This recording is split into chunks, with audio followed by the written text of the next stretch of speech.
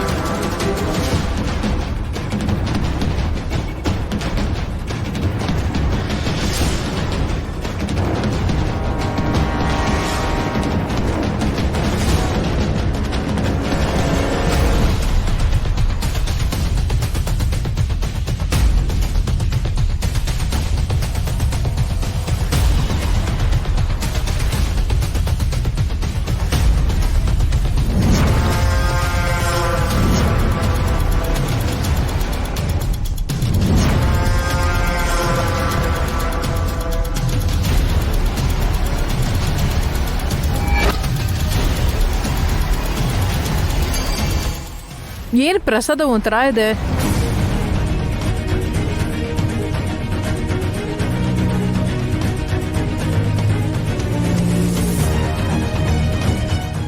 ಊರ್ಮಿಳಾ, ಪ್ರಸಾದ ಚೆನ್ನಾಗೇ ಇದೆಯಲ್ಲ, ಯಾಕೆ ಹಾಗೆ ಹೇಳ್ತಿದ್ಯಾ?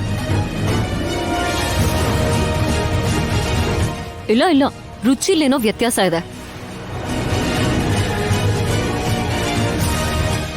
ಇಬ್ರು ಸೊಸೆಯರು ಒಟ್ಟಿಗೆ ಮಾಡಿದ್ದೀರಾ? ನೀವು ಮಾಡಿದ್ದು ನಿಮಗೆ ಇಷ್ಟ ಆಗ್ಲಿಲ್ವಾ? ಮಾಡಿದ್ದು ನಾವಾದ್ರೂ ತಂದಿದ್ದು ವೈಶಾಲಿ ಅಲ್ವಾ?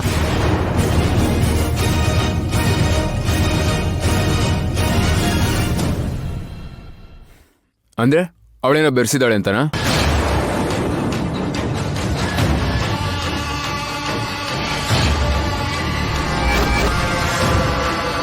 ಯಾವಾಗ್ಲೂ ಯಾರಿಗಾದ್ರೂ ಏನಾದ್ರು ಅನ್ಲಿಲ್ಲ ಅಂದ್ರೆ ಸಮಾಧಾನ ಆಗಲ್ವಾ ಅದಕ್ಕೆ? ಏನ್ ದೇವಾಂಶ್, ಈ ನಡುವೆ ವೈಶಾಲಿನೇನಾರು ಅಂದ್ರೆ ಸಾಕು ನಿನಗ್ ಕೋಪ ಬಂದ್ಬಿಡ್ತದೆ. ಯಾರಿಗೆ ಆದ್ರೂ ಸುಮ್ಮನೆ ಯಾಕೆ ಅನ್ಬೇಕು? ದೇವಾಂಶ್, ಸುಮ್ನಿರು. ಊರ್ಮಿಳಾ, ಪ್ರಸಾದ ಚೆನ್ನಾಗಿದೆ, ತಿನ್ನು.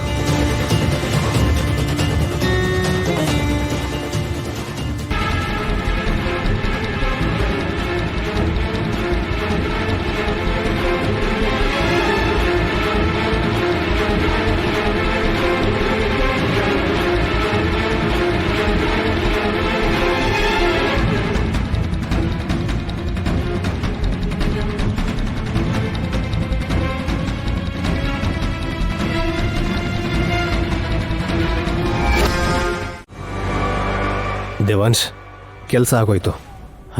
ಈಗ ನೀನು ವೈದೇಹಿನ ಕರ್ಕೊಂಡು ಹೋಗ್ಬೋದು. ಹೇಗೆ ಬ್ರದರ್? ಆ ಮುದುಕಿ ಹೊರಗಡೆ ಬರಲ್ಲ. ಕೇಳಿದ್ರೆ ರಾಜಭಕ್ತಿ ಅದು ಇದು ಅಂತ ಕತೆ ಹೊಡಿತಾಳೆ. ನೀನ್ ಅನ್ಕೊಂಡಂಗೆ ಪ್ಲಾನ್ ಇಂಪ್ಲಿಮೆಂಟ್ ಮಾಡು. ಮತ್ತೆ ಮಾತಾಡ್ದ್ಯಾ? ಒಪ್ಕೊಂಡ್ರಾ?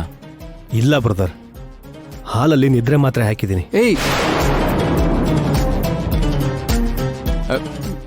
ನಿದ್ರೆ ಮಾತ್ರ ಹಾಕಿದ್ಯಾ? ಅದರಿಂದ ಪ್ರಾಬ್ಲಮ್ ಆಗಲ್ವಾ ಬ್ರದರ್? ಪ್ರಾಬ್ಲಮ್ ಏನಾಗಲ್ಲ. ಈಗ ನಿದ್ದೆ ಮಾಡ್ತಾಳೆ. ಅವಳು ಎದ್ದಾಳ ಅಷ್ಟರಲ್ಲಿ ನಮ್ಮ ಕೆಲಸ ಮುಗ್ದೋಗುತ್ತೆ. ಏನ್ ನಡೀತು ಅಂತ ಅವಳಿಗೆ ಗೊತ್ತೂ ಆಗಲ್ಲ. ಯೋಚನೆ ಮಾಡ್ಬಿಡ ದೇವಾಂಶ್, ತಪ್ಪೇನಲ್ಲ ಇದು. ಹೆಲ್ಪ್ ಮಾಡೋದಕ್ಕೋಸ್ಕರ ಇಂಥ ಕೆಲಸ ಮಾಡೋದು ತಪ್ಪಲ್ಲ. ನಿದ್ದೆ ಬರದೇ ಇದ್ದಾಗ ಡಾಕ್ಟರ್ ಹತ್ರ ಇಸ್ಕೊಳ್ಳೋ ಟ್ಯಾಬ್ಲೆಟ್ಸ್ ಇವು. ಇವಾಗಾದ್ರೂ ಉಪಯೋಗಕ್ಕೆ ಬರಲಿ. ನೀನೇನು ಯೋಚನೆ ಮಾಡ್ಬೇಡ. ಬಾ ಬಾ ದೇವಾಂಶ್, ಬಾ. ನೀನು ನಿನ್ ಸಲಿಗೆ ತಗೊಂಡು ಇವಳು ಏನೇನ್ ಮಾಡ್ತಿದ್ದಾಳೆ ಅಂತ ನಿನಗ್ ಗೊತ್ತಾಗ್ತಿಲ್ಲ. ಅಂತದ್ದೇನ್ ನಡೀತು? ನಾನ್ ಹೇಳ್ತೀನಿ ರಮ್ಮ.